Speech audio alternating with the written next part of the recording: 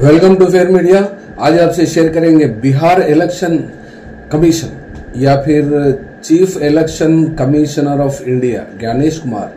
ये ज्ञानेश कुमार किसको जिताने जा रहे हैं, ये सवाल पेचीदा बनता जा रहा है।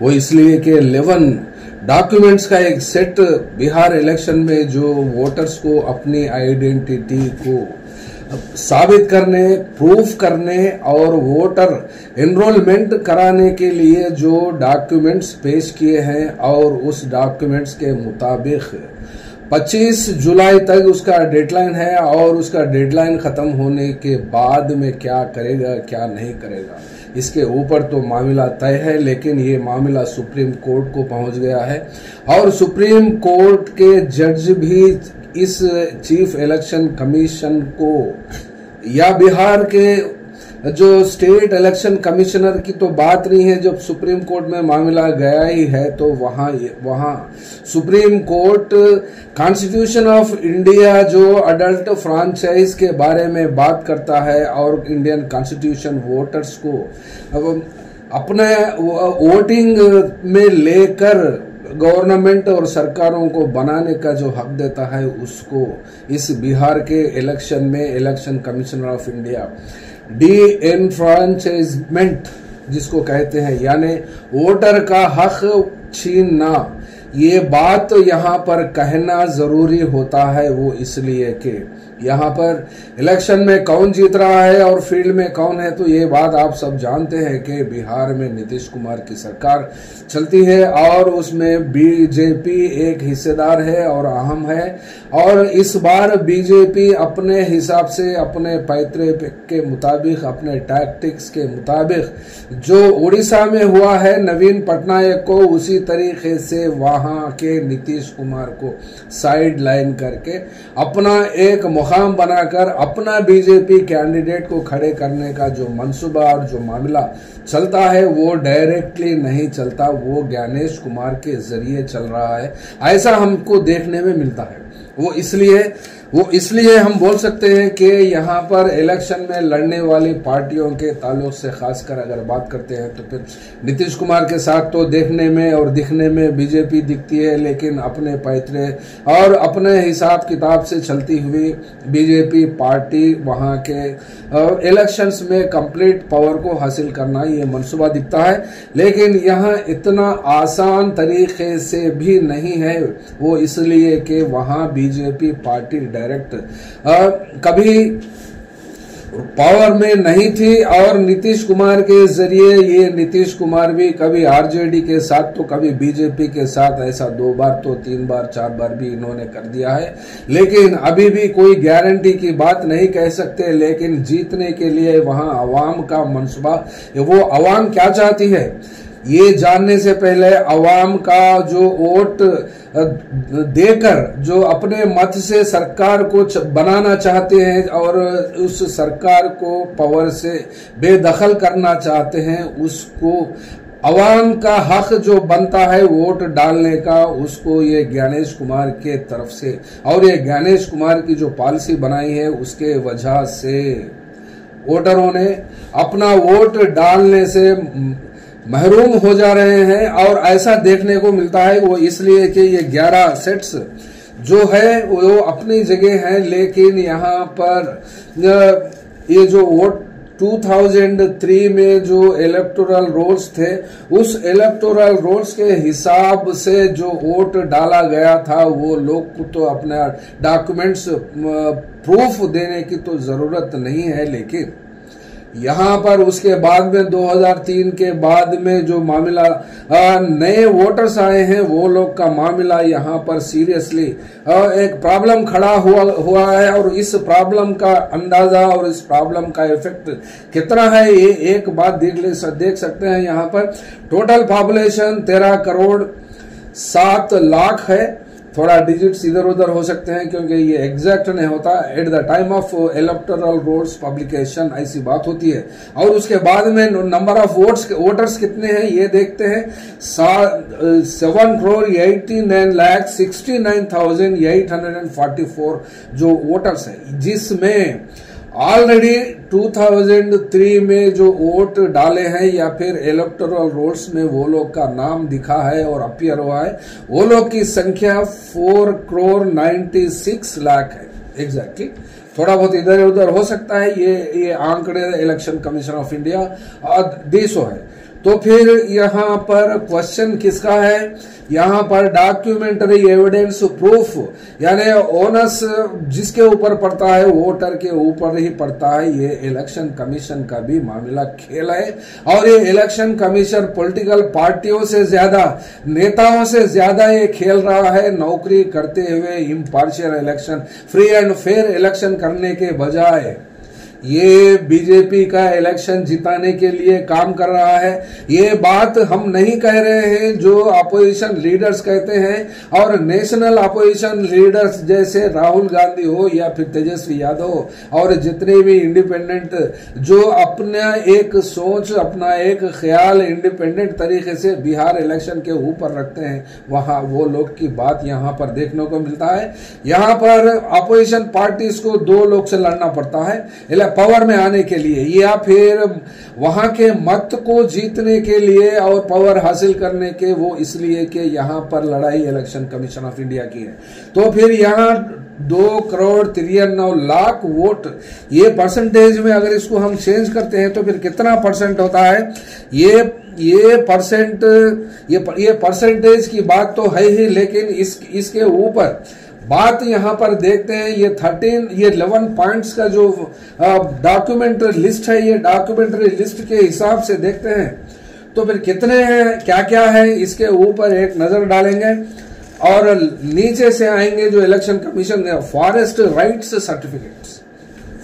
राइट्स सर्टिफिकेट ये इश्यू करती है गवर्नमेंट ऑफ इंडिया या स्टेट गवर्नमेंट हो, या फिर इसके ऊपर जो फॉरेस्ट लैंड्स के ऊपर राइट्स होते हैं वो उसके ऊपर इश्यू करते हैं। ये अप्रोक्सीमेटली टोटल 1.5% ही कंसिस्ट करते हैं टोटल बिहार में। तो फिर ये वोटिंग किसके लिए है, ये डॉक्यूमेंट से कितने लोग को फायदा होता है, यहाँ पर ये देखने की आवश्यकता जरूरी है। और उसके बाद में आता है एनी लैंड और house allotment certificate issued by the government. Government का मतलब होता है कौन सी भी गवर्नमेंट, 3 गवर्नमेंटों की बात कर सकते हैं, national government of India, state government और लोकल बॉडीज, ये 3 गवर्नमेंट्स होते हैं। ये फिर ये 3 गवर्नमेंट्स में ये जो any land house allotment certificate ये कोई भी देने दो, ये लोग टोटल स्टेट में 191 इंडिविजुअल्स ही हैं, 191 इंडिविजुअल्स के पास ही ये सर्टिफिकेट्स है। तो फिर ये परसेंटेज भी तो नहीं होता और ये गिने चुने लोगों के बारे में ये सर्टिफिकेट को आइडेंटिफाई किया है। और केंद्रीय चुनाव आयोग, केंचुआ कहते हैं हिंदी बेल्ट में, क्योंकि केचुआ मामूली केचुआ नहीं है और ये सियासतदानों से ज्यादा खेल यहाँ पर बिहार के इलेक्शनों में खेल रहा है। यहाँ तक ये कह सकते हैं, ये देख सकते हैं कि 2029 तक ये रहेंगे और शायद मंसूबा भी इनका यही होगा कि 2029 में जो इलेक्शन होने वाला है उस वक्त तक भी बीजेपी को ही ये जिताएंगे और आने वाले उस वक्त तक 20 इलेक्शंस तक कम से कम स्टेट्स में जो होने जा रहे हैं वो सबको भी जीतकर इनके खाते में डालने का ये एक ठेका लिया है, ले रखा है। ऐसी बात तो बराबर करना ही पड़ता है, वो इसलिए कि सुप्रीम कोर्ट भी इनके ऊपर यानी ईसीआई को कंसिडर करने के लिए भी कहा है, लेकिन ये मानने के लिए तैयार नहीं है। और ये नहीं मानकर केस सुप्रीम कोर्ट की सुनवाई फिर इस महीने की 28 तारीख को होगी। ऐसा मामला सुप्रीम कोर्ट में कल हुआ है। ये माने यानी सुप्रीम कोर्ट को अगर एक मामला जाता है तो फिर वहां कम से कम इलेक्शन कमिश्नर ऑफ इंडिया जो नमक खाता है अवाम का, जो इनकम टैक्स के पैसों से इलेक्शन कमिश्नर ऑफ इंडिया तनख्वाह लेता है, उसकी ईमानदारी है ही तो नहीं और ना ही वफादारी है और ना अवाम का पक्ष लेता है, सिर्फ और सिर्फ एक पॉलिटिकल पक्ष लेकर ये जीता है। तो फिर ये किस लिए जीता है chief election commissioner of India? सीधा सीधा सवाल है और सीधी सीधी बात भी है। वहां पर मोदी सरकार ने अपना एक गवर्नर को भी वहां लाकर बिठा दिया, और ये केरला का कैडर से ये बिलोंग करते हैं, और ये एक इनका मंशा भी तो देखने में यही दिखता है। तो फिर इसके बाद में नंबर आता है फैमिली रजिस्टर। ये फैमिली रजिस्टर किसके पास होता है? ये फैमिली रजिस्टर स्टेट अथॉरिटी, ये स्टेट और लोकल अथॉरिटी के पास से होता है या किसी के पास होता है। इसमें ये लोग का आंकड़ा 2.8 करोड़, ये फैमिली रजिस्टर में जो नाम दर्ज किए गए थे वो आंकड़ा है, यानी 2.8 करोड़। ये आंकड़े बिल्कुल हिसाब और मायना रखते हैं, और इसका अंत तक इसका कंक्लूजन में क्या निकलता है आइए चले देखते हैं। और उसके बाद में ये एक पॉइंट है, यही तो पॉइंट ये भी कह सकते हैं, नेशनल रजिस्टर ऑफ सिटीजन्स यानी एनआरसी का मामला बैकडोर से बिहार इलेक्शन में एक सैंपल की तरह वहां पर यूज किया जा रहा है, ताकि नेक्स्ट टाइम में एनआरसी को खासकर इम्प्लीमेंट किया जाए और वोटों को वहां के लोगों को, अवाम को वहां वो लोग वोट हक से दूर किया जाए और लोग को तंग किया जाए, और कुछ लोगों को वोट देने की बात वो ये सेट ऑफ डॉक्यूमेंट्स में ये कही गई है और ये लिखा गया है। तो फिर ये एनआरसी के सर्टिफिकेट्स किसके पास है? क्योंकि ये नेशनल लेवल पर इसका मामला अभी तक नहीं हुआ है, इसीलिए ये भी काम नहीं आता। और दूसरी बात 7th पॉइंट ये बताया जाता है कि ओबीसी हो, एससी हो, एसटी हो, और कौन सा भी कास्ट सर्टिफिकेट बताना चाहिए। ये कास्ट सर्टिफिकेट कौन लेते हैं, किसको जरूरत है? जो छात्र होते हैं नौकरी के लिए या फिर पढ़ाई के लिए वो लोग को होते हैं, लेकिन जो मेहनत मजदूरी करने का गरीब तबका जो माइग्रेंट लेबर की तरह काम करता है और बिहार को छोड़कर साउथ इंडिया आता है और दिल्ली जैसे शहरों में भी अपना गुजर बसर के लिए जीता है, तो फिर 2 वक्त की रोटी के लिए इतना हिंदुस्तान पूरा आपको कहीं भी मिलेगा बिहार का लेबर, और कौन से भी काम में मिलेगा बिहार का लेबर। और इस बात को इज्जत और शर्म और हया बगैर रखते हुए ये बात ये लोग कहते हैं कि ये इलेक्शन में किसी भी सूरत में ऐसे लोगों को सबको कट ऑफ किया जाए और थोड़े गिने चुने लोगों से इलेक्शन किया जाए, ऐसी बात आती है। तो फिर नेक्स्ट ये ऐसा तो आंकड़ा कास्ट सर्वे तो 2022 में तो हुआ था, लेकिन 2022 में होने के बाद में वो लोग का डेटा तो गवर्नमेंट ऑफ इंडिया के पास, स्टेट गवर्नमेंट के पास तो महफूज है, लेकिन वो लोग को उस वक्त सर्टिफिकेट भी नहीं दिया गया। और ये सर्टिफिकेट देने के लिए और government office, local bodies, panchayat हो या फिर मंडल हो या ब्लॉक लेवल हो या जिला परिषद हो, ये पावर देने का किसको है? Collector office. ये लोग कलेक्टर ऑफिस को जाना पड़ता है या फिर आरडीओ लेवल के ऑफिसर को ये सर्टिफिकेट देना पड़ता है। तो फिर क्या होता है, क्या हो सकता है, किस तरीके का मामला ये वहां पर इलेक्टोरल रोल में होता है और किस तरीके का ये इलेक्शन कमीशन कंडीशंस लगा है, ये 7th पॉइंट में देखते हैं। तो फिर 6th में यानी इसका भी डेटा ना ही किसी के पास है और ना ही कोई ये सेंसस के वक्त, कास्ट सेंसस को बनाते वक्त ना ही ये गवर्नमेंट ने नहीं दिया वहां पर। तो फिर कौन सा हिसाब आता है यहाँ पर?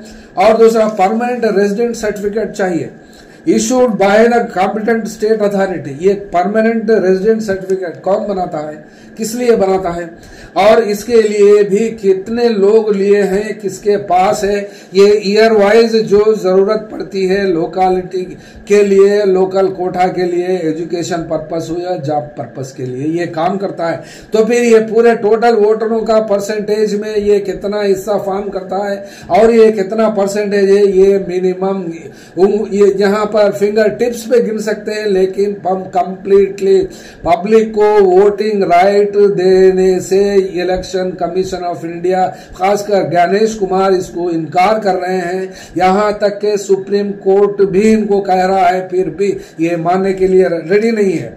और 5th पॉइंट देखिए, मैट्रिकुलेशन एजुकेशन सर्टिफिकेट। ये नहीं, मैट्रिकुलेशन और एजुकेशन सर्टिफिकेट कौन लेता है?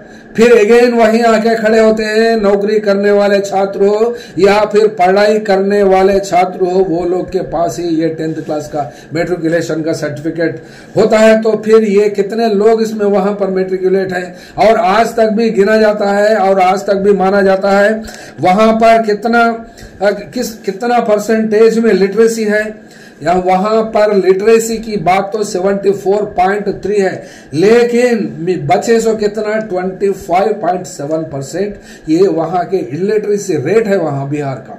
तो फिर ये 25.7 परसेंटेज की बात करते हैं हम, जिनके पास सर्टिफिकेट है वो लोग का तो मामला है ही किसी भी सूरत में, लेकिन जिनके पास नहीं है वो ही प्रॉब्लम यहां पर दिखता है। और दूसरे तरफ पासपोर्ट्स, कितने लोग बाहर या फिर इंटरनेशनल सतह पर बिजनेस टूर्स हो या फिर नौकरी ढूंढने गल्फ हो या फिर दूसरा अमेरिका या फिर ऑस्ट्रेलिया, न्यूजीलैंड जैसे या यूरोप जैसे मुल्कों को जाकर वहां पैसा कमाते हैं या फिर नौकरी की तलाश में निकलते हैं, तो वैसे लोग को पासपोर्ट की जरूरत पड़ती है। Most hardly we can find not more than 2% of the people who possess the passport, यानी 2% के लिए काम करने वाला, ये भी एक आइटम यहां पर बोल सकते हैं। और उसके बाद में बर्थ सर्टिफिकेट, फिर अगेन बर्थ सर्टिफिकेट यहां पर फिर आया है, वो इसलिए कि इसका आपका जनरेशन इन हालात को देखकर बर्थ सर्टिफिकेट, क्योंकि स्कूल में दाखिला करने के लिए तो वो सबमिट करना पड़ता है।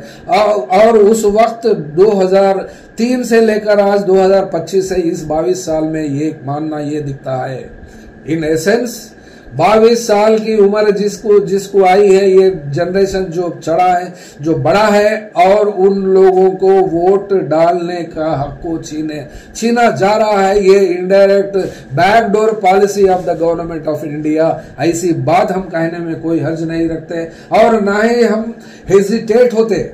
और देखेंगे कितना है। और उसके बाद में any identity card, certificate, document issued by government of India, central, state और बैंक्स। चलिए मानते हैं ये कब तक, प्रियर टू जुलाई 1987, यहां पर 87 से पहले का क्यों, 2003 का क्यों नहीं?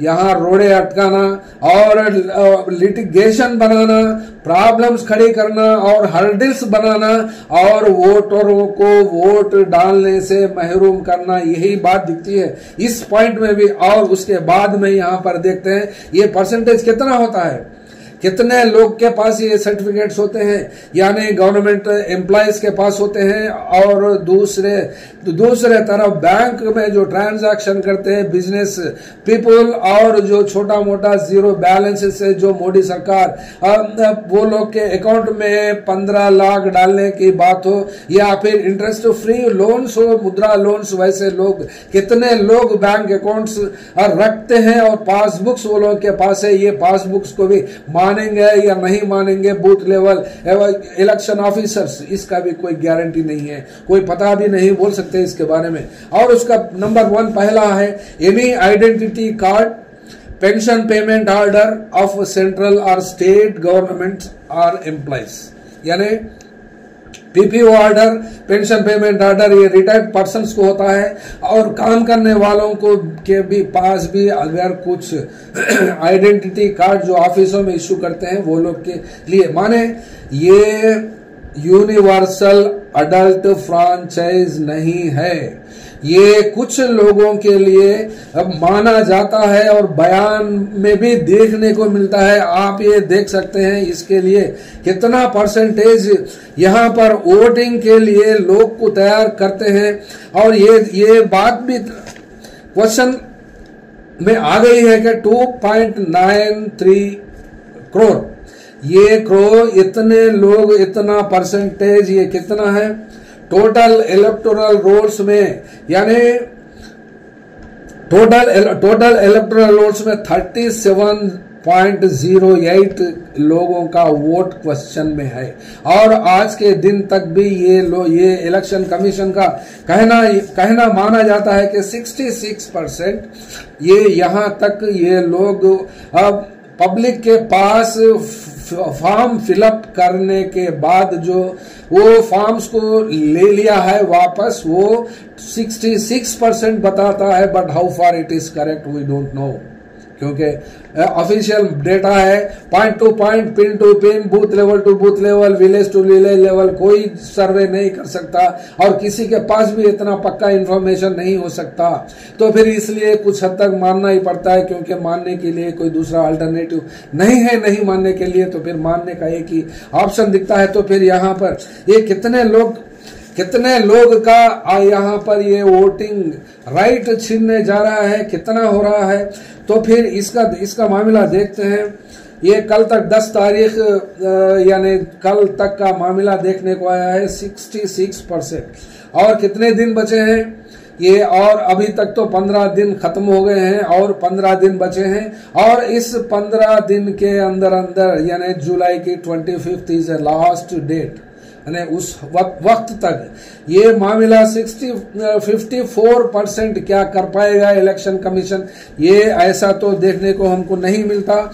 वो इसलिए नहीं मिल सकता कि यहाँ पर ये हम एक बात इससे पहले के तेलुगु वीडियो में भी हम बताए थे और बनाए थे भी, और उसमें कहा गया था कि साफ मामला ये गवर्नमेंट ऑफ इंडिया एक्ट 1935 का एक्ट में से या ये पॉइंट्स जो हैं ये पूरे के पूरे उसी से मैच होते हैं और उसी से मेल खाते हैं।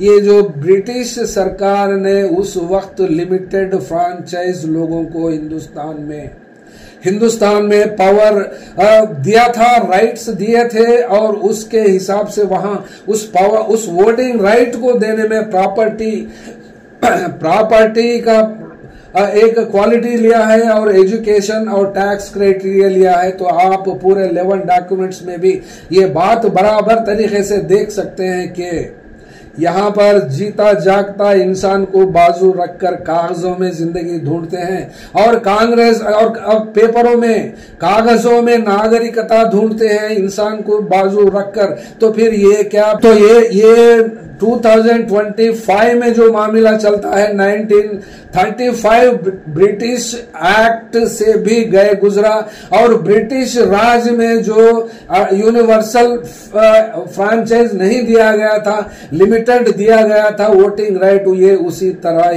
उसी तरीके से वहां की बिहार की जनता का वोट खाने का मंसूबा ये इलेक्शन कमीशन के जरिए और बीजेपी पार्टी के नरेंद्र मोदी सरकार इसके लिए कंस्पायर है और दिख रहा है ऐसा भी मामला यहाँ की बात ये है।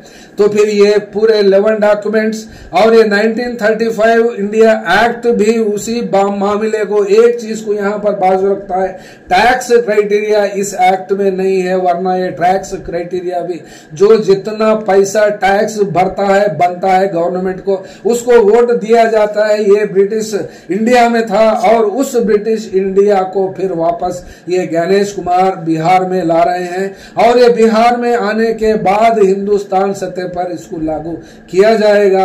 सतर्क रहे, पूरा हिंदुस्तान का मामला यहाँ बिहार में अटका हुआ है। अगर इस बिहार से जीतकर निकलते हैं तो फिर मानो एनआरसी हो या फिर दूसरे जो बीजेपी के खिलाफ सेक्शंस जो है दलित, खासकर दलित तबका और मुस्लिम माइनॉरिटीज तबका जिसमें सिख और क्रिश्चियन होते हैं और वो लोग का तबका और बीसी में आसपास कुछ लोग और दूसरे कास्ट में एफसीस में भी कुछ लोग होते हैं, वो लोग का सबका वोट कट किया जाएगा। कुछ गिने चुने लोगों से सरकार बनने की आशंका ऐसे नए भारत में हमको देखने को मिलती है। सुप्रीम कोर्ट का ये भी मानना है कि बिहार में होने वाले इलेक्शनों में जो इलेक्शन कमीशन ऑफ इंडिया ने 11 डॉक्यूमेंट्स की जो लिस्ट दी है उसके ऊपर भी अपना एक ऑब्जेक्शन जताया और ऑब्जेक्शन जताकर वहां के मामले को तय करने के लिए एक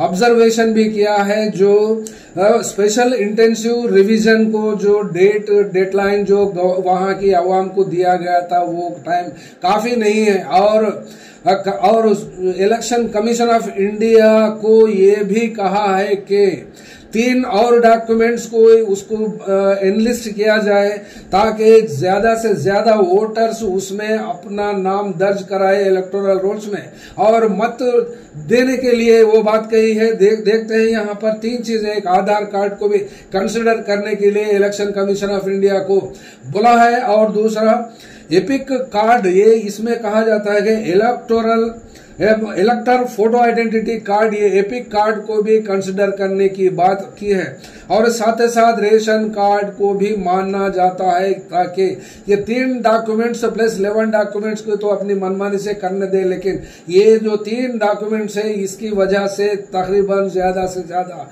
लोग वहां एनरोल कर सके और वो अपना वोट को डाल सके, यूज कर सके।